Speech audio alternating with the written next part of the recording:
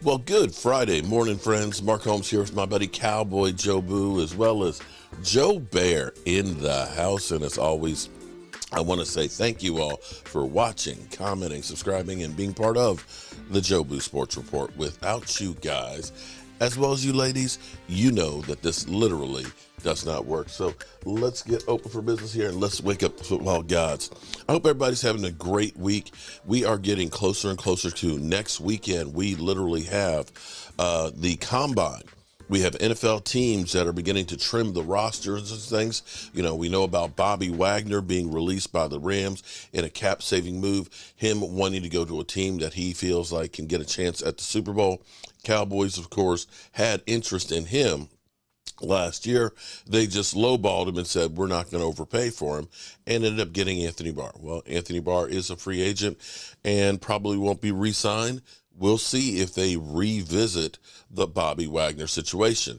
And for those that are out there saying he's old and expensive, you know, sometimes in life you get what you pay for. With the Rams last year, 140 total tackles, 89 of which were solo, 6 sacks, and 2 interceptions. And I believe a partridge in a pear tree. Make no mistake about it, he can still play. He knows the system. He can be very, very good. We've got rumors about the Cardinals wanting to move DeAndre Hopkins. Hopkins, who's had the PED suspension last year for the first 6 games, which a lot of people may not realize. Because he was suspended for the PEDs for the 6 games, that makes his trade clause null and void. That's right. So the Cardinals can move him. And why would the Cardinals want to take a cap hit and move him? Well, looking at the season, new coach, Kyler Murray is not going to be ready to start the season. He's on the Michael Gallup plan with the ACL.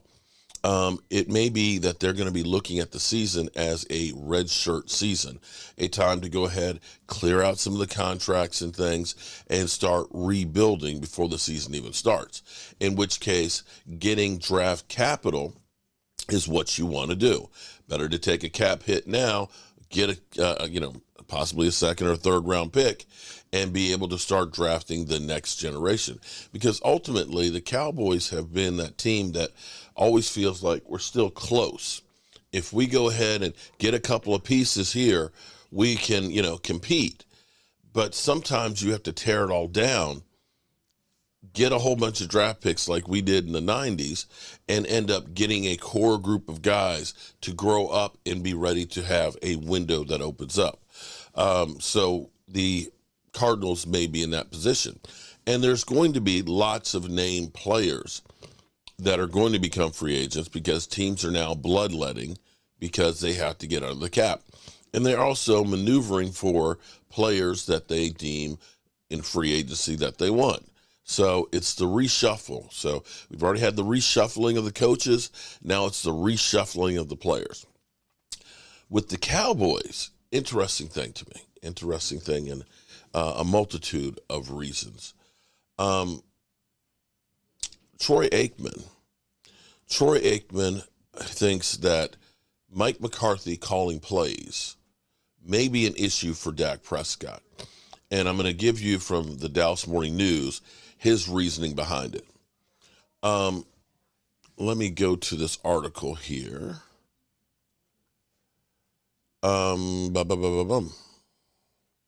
Cowboys great Troy Aikman had it both ways during his quarterback days, which featured 3 Super Bowls. I like it better when you have an offensive coordinator who is calling plays, Aikman said on this latest visit on the Sports Radio 96.7.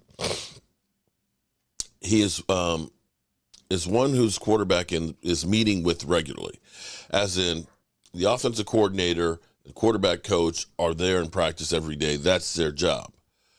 So in a traditional sense, when you have a head coach who kind of oversees both sides of the ball and the offensive coordinator calls the plays, Aikman liked it when the coordinator calls the plays because they're also the one who installs the offense in practice every week. McCarthy will have a lot of responsibility now that he's not just the head coach, but primary play caller, Aikman said. Of course, that's not out of the norm. Kansas City have won 2 Super Bowls in the last 4 years, with Andy Reid calling plays and working with Eric Bieniemy. But Dak Prescott didn't have a season like Pat Mahomes just did. While Pat Prescott and the Cowboys were electric on offense at times, Prescott also led the league in interceptions despite having a broken thumb injury. So where it becomes challenging for a quarterback, most of the interactions during the day, each day, will be the offensive coordinator who will not be calling the plays, he said. So there's a lot to do. But the quarterback situation that is about to happen in Dallas, the way that Kansas City, the quarterback has a lot more interaction with the coordinator, quarterback's coaches, than he does with the actual play caller. Head coach calling the plays on offense doesn't mean a Super Bowl isn't possible. The Cowboys have just become the next franchise to give it a shot. Forgive me, my lip is still cut on the inside, so I've got a little bit of a lisp in here. I understand his thoughts on that, but here's my counter to Troy Aikman's thought on that, why I think that actually it might be better. One, I look at the change in offense. I think the Dallas Cowboys offense has been stale for too long. We have gone from the Jason Garrett offense, which is really the 90s offense, to Scott Linehan taking control of it, to Kellen Moore. And experience matters. I want you to say this again. Experience matters. We all are made up of our experiences. I'm the person I am today and can do the things that I can do because of the things I learned in my experiences. When you look at Kellen Moore, no disrespect, Kellen Moore's teaching were Scott Linehan. Scott Linehan is not exactly a Super Bowl winning offensive coordinator.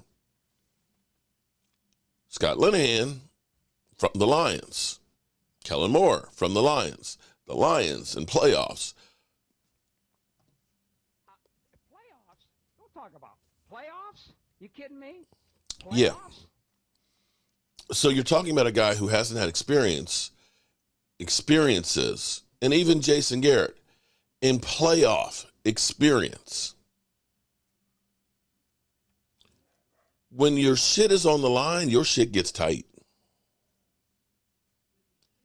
That alone, that experience, that comfort, that, of having been there, is going to be a plus.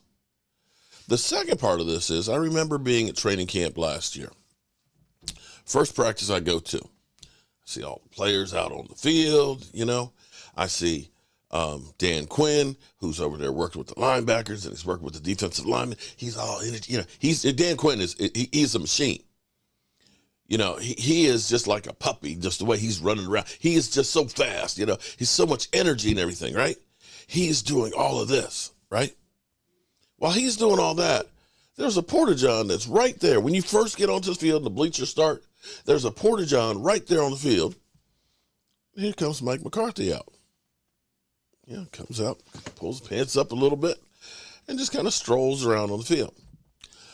How many times have we said and asked, what does Mike McCarthy do?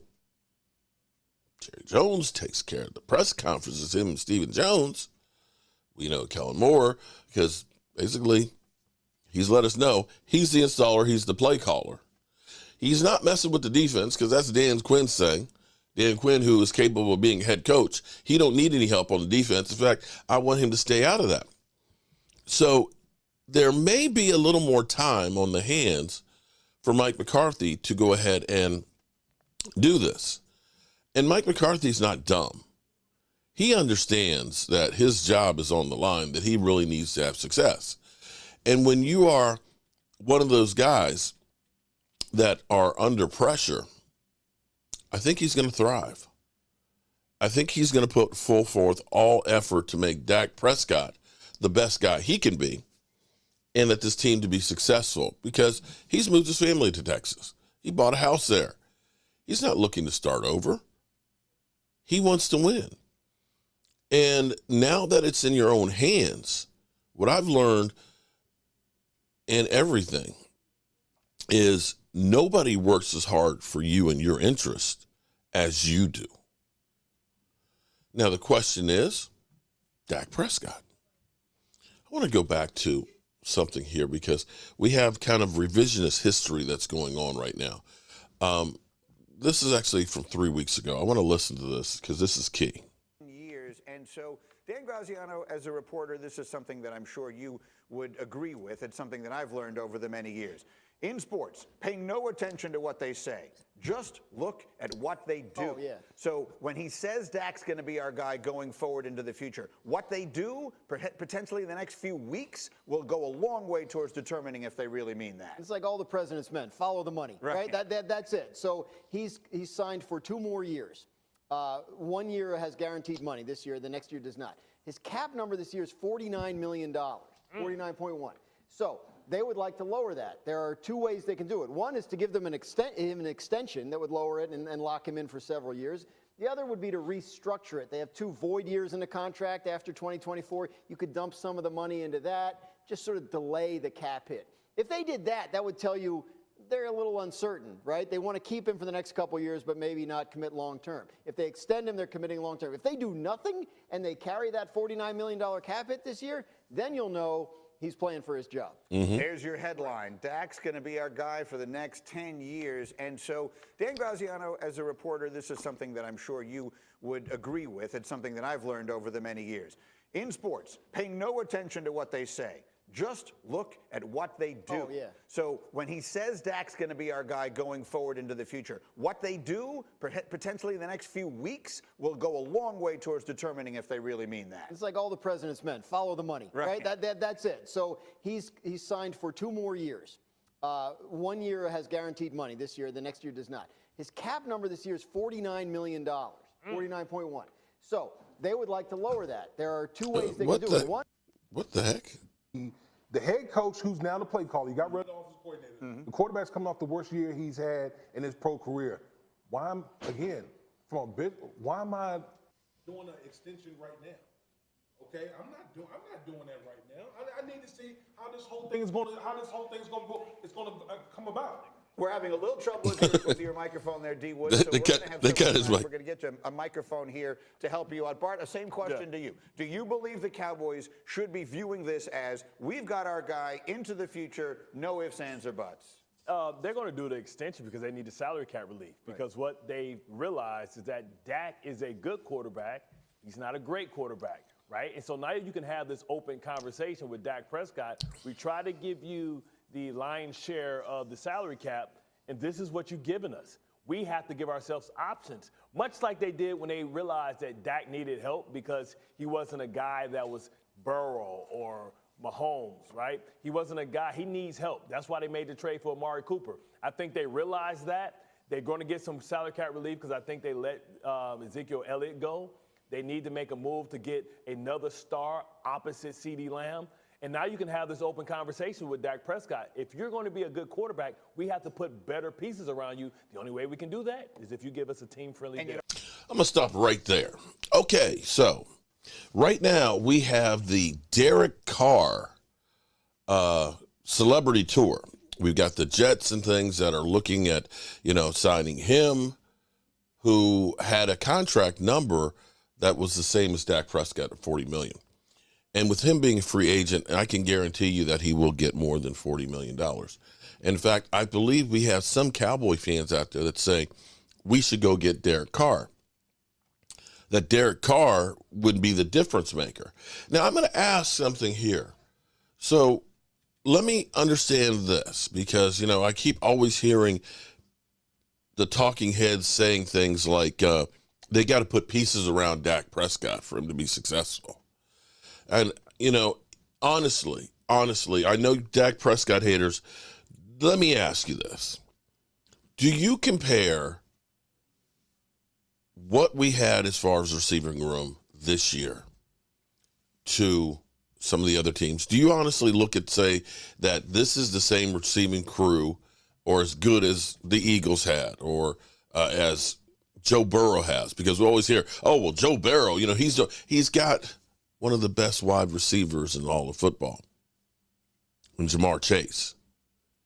Let's be clear here. And when you talk about getting help, wasn't going out and getting Devontae Adams to go with Hunter Renfrow for the Raiders? Wasn't that help? Yet, here it is, Derek Carr with the number one leading rusher with over 1,600 yards, with Devontae Adams at 1,500 yards, with a Hunter Renfrow, among others, in a receiving core. They didn't make the playoffs. In fact, he got benched and left on the side of the road. Now, all of a sudden, people are elevating him to be a Hall of Famer, first ballot, if he comes to New York. Let me pull something up here, because if you think that Derek Carr is great and a first ballot Hall of Famer, and think that the Cowboys should go through and get him after Dak Prescott having, where people say the worst year in his career, although the amount of points that the Cowboys scored, I dare say that if that's the worst, we're in pretty good hands. This is a direct comparison per career of Derek Carr and Dak Prescott. This is the numbers. Derek Carr has been in the league 2 years longer.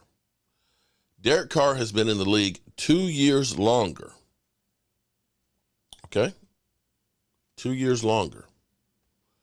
Has played in 142 games versus 97 for Dak. Only has 2 more wins than Dak Prescott has.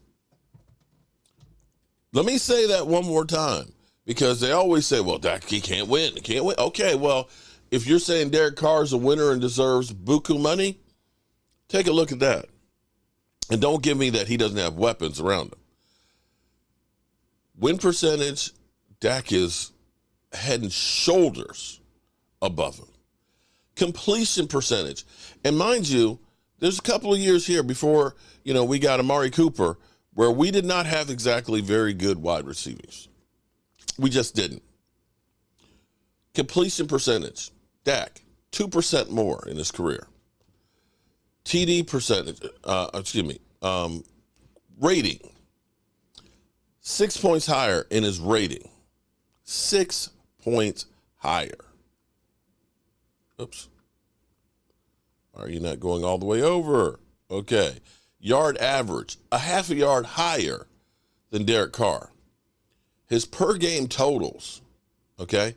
This is every game that they play, the average. They have the exact number of completions, 22 and a half, which is kind of cool.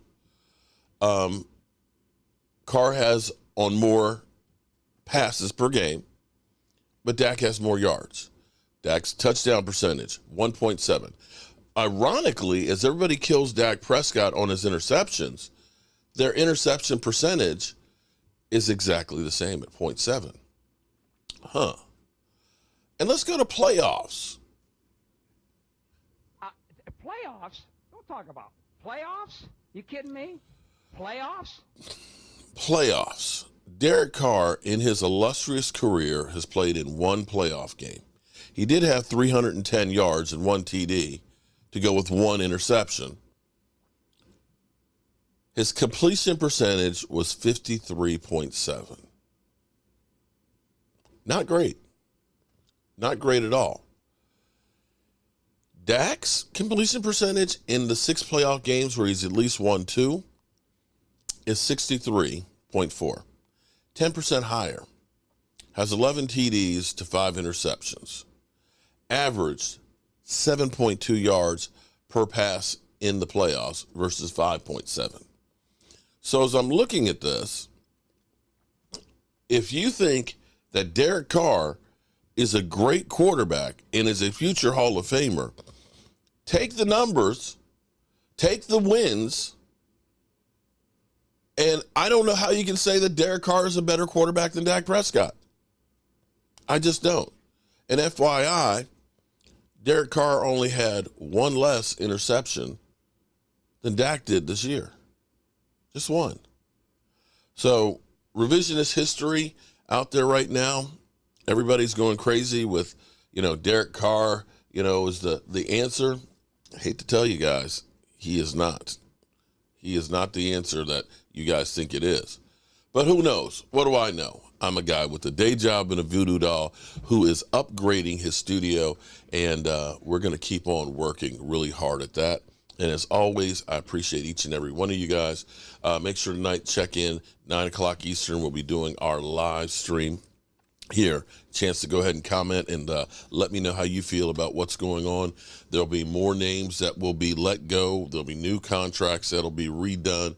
And we're waiting to hear what the Cowboys are going to do, because they're going to need to do something in the next 2 weeks to get themselves underneath the salary cap. So be it restructure Dak Prescott, or, put an extension on it, be it cut Zeke Elliott or Tyron Smith. There's going to be new moves that made. And once they start with the Cowboys, you're going to see a whole lot of them right after each other. So we want to stay close to all the news that's going to be the Dallas Cowboys. And as always, I appreciate you. Our folks here, and as always, I want to thank you all for watching, commenting, subscribing, and being part of the Joe Sports Report.